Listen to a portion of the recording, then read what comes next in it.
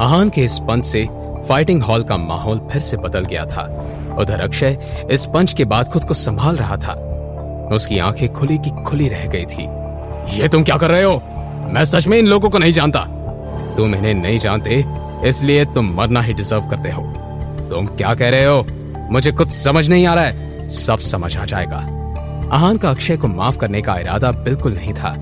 अक्षय और आहान का गुस्सा अब इस लड़ाई को कहां लेकर जाएगा? क्या अक्षय अपनी गलती मानेगा या सच में वो इन सबको नहीं जानता? क्या आहान अपने आप पर हुए हमले के बारे में बातें जानेगा? जैसे जैसे आहान अक्षय की तरफ बढ़ रहा था, अक्षय के दिल की धड़कनें तेज होती जा रही थी। सबने एक लंबी सांस ली। प्रिया ने अपने हाथ से अपनी आंखें बंद कर ली थी। पापा, ये क्या हो रहा है? पता नहीं, मुझे तो ये समझ नहीं आ रहा कि ये लड़का कौन है और इसकी अक्षय से क्या दुश्मनी है। मैं मार्शल आर्ट के स्टेज 2 पर हूं। मुझे इस तरह कोई नहीं हरा सकता। अक्षय ने अपने दांत पीसते हुए कहा। इसके बाद उसने खड़े होने की कोशिश की। वो घुटने के सहारे बैठकर तो बिल्कुल नहीं हार सकता था। क्या हुआ? उठने की कोशिश कर रहे हो? आहान ने पूछा। मेरे भाइयों के साथ याद है तुमने क्या किया था? 3 साल पहले हुए हमले में आहान को जिन लोगों ने बचाया था, उनसे लड़ते वक्त अक्षय बहुत बेरहम था। आहान इतने सालों में वो दिन कभी नहीं भूला था।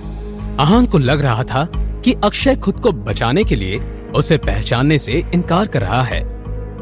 तुमसे लड़ते लड़ते मेरे बहुत भाइयों ने अपनी जान कमाई थी। अब तुम्हारी बारी है, आहान ने कहा। आहान ने जैसे ही ये बात कही, अक्षय के पैरों तले जमीन खिसक गई। उसे एहसास हुआ कि वो वापस आ चुका है। तुम वो 3 साल पहले जिस पर हमला हुआ था वही हो? अक्षय ने कहा। पर तुम जिंदा कैसे हो सकते हो? तुम्हारी हालत तो उस दिन बहुत खराब थी और सबने कहा था कि तुम्हारी बॉडी भी नहीं मिल रही थी। फिर 3 साल पहले एक रात मनाली के मार्शल आर्ट क्लब में एक फोन आया था, जिस पर किसी ने ऑर्डर दिया था कि उन्हें स्टेज 2 के लेवल 2 पर जो इंसान है उसे मारना है।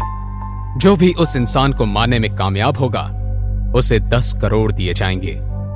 इस वक्त सबको सिर्फ पैसे नजर आ रहे थे। उस दिन रात को सबने अपना मुंह कपड़े से ढका और हमला करने पहुंचे। पर आहान के ताकत का अंदाजा किसी को नहीं था। उसकी ताकत मार्शल आर्ट एक्सपर्ट से भी 50 गुना ज्यादा थी। उसने एक एक करके सबके हमलों से अपना बचाव किया और साथ ही उन पर अटैक भी किया। उस वक्त अक्षय में आहान से लड़ने की ताकत नहीं थी, इसलिए वो बस दूर से सब देख रहा था। आहान की मदद करने के लिए वहां कुछ और भी लोग पहुंचे। अक्षय ने आहान को तो कुछ नहीं किया था, पर बाकी के लोगों पर बहुत बेरहमी से हमला किया था। जब उसने आखिरी आदमी को घायल किया, तब वो वहां से तुरंत भाग गया था। जब 3 दिन बाद किसी ने उसे बताया कि आहान को खाई में फेंक दिया गया है, तब उसकी जान में जान आई थी। क्या हुआ? किसको कितनी तकलीफ झेलनी पड़ी थी तुम्हारी वजह से, वो सब याद आ गया तुम्हें? तुम तो नहीं मरा। मैं जिंदा हूं, पर तुम बचे कैसे? वो सब जानने की जरूरत तुम्हें नहीं है। तुम ये बताओ कि तुम में अटैक करने की हिम्मत है? अक्षय, क्या तुम अपनी गलतियां मानते हो? मैं अपनी गलतियां जानता हूं और मानता भी हूं। अच्छा है कि तुमने अपनी गलतियों को मान लिया। आप मुझे जो भी सजा देंगे मुझे मंजूर होगी। आज के बाद तुम कभी मार्शल आर्ट प्रैक्टिस नहीं करोगे, और अगर तुमने कभी ऐसा किया और मुझे पता चला तो मैं तुम्हें नहीं छोड़ूंगा। आहान की ये बात सुनकर सब हैरान हो गए। अक्षय के लिए मार्शल आर्ट ही सब कुछ था। मैं आज के बाद कभी भी मार्शल आर्ट प्रैक्टिस नहीं करूंगा। अगर ऐसा हुआ तो आहान रायजादा मुझे कोई भी सजा दे सकते हैं, मैं उसे मंजूर करूंगा। जब आहान वहां से जाने लगा, उसने प्रिया की तरफ देखा तो उसके चेहरे का रंग उड़ा हुआ था। ये देखकर उसे बहुत बुरा लगा। जब आहान वहां से चला गया था, तब प्रिया की आंखों में आंसू आ गए थे। अपने बेटे के आंसुओं का कारण दिलीप अच्छे से जानता था। प्रिया हमेशा कहती थी कि वो किसी बहुत ताकतवर इंसान से ही शादी करेगी। आहान की ताकत उन्हें मुसीबत में डाल सकती थी, इसलिए उन दोनों का रिश्ता होना सही नहीं था। प्रिया भी इस बात को अच्छे से समझती थी, इसलिए उसकी आंखों में आंसू आ गए। पापा, क्या ये कभी वापस आएंगे? पापा, मैं उन्हें ढूंढने जा रही हूँ। बिल्कुल नहीं, तुम कहीं नहीं जाओगी प्रिया, हम इस तक कभी नहीं पहुंच पाएंगे। वो हमारी बराबरी का नहीं है, और अगर वो तुम्हें मिल गया तो तुम क्या कर लोगी? पापा, मैंने उनसे शादी के बारे में नहीं सोचा है और मैं कभी ऐसा सोचूंगी भी नहीं। मैं बस उनसे मिलना चाहती हूँ और उनके बारे में और जानना चाहती हूँ। पापा, आपने मेरा इतने साल ध्यान रखा, उसके लिए थैंक यू। मैं हमेशा बहुत खुश रही हूँ, पर अब मैं बाहर निकलना चाहती हूँ, दुनिया देखना चाहती हूँ, समझना चाहती हूँ। बाहर की दुनिया बहुत मुश्किल है प्रिया, तुम कैसे डील कर पाओगी?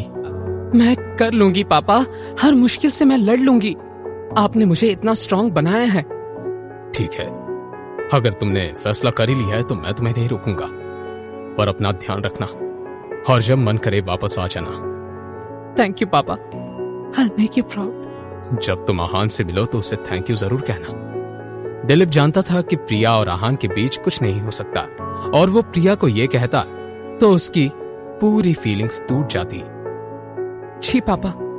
प्रिया ने इतना कहा और वहां से चली गई। क्या प्रिया आहान से फिर मिल पाएगी? प्रिया से मिलकर आहान कैसे रिएक्ट करेगा? जानने के लिए देखिए अगला एपिसोड सिर्फ पॉकेट एफएम के यूट्यूब चैनल पर, और सीक्रेट अमीरजादा के सारे एपिसोड्स को सुनने के लिए डिस्क्रिप्शन में दी हुई लिंक से डाउनलोड कीजिए पॉकेट एफएम ऐप।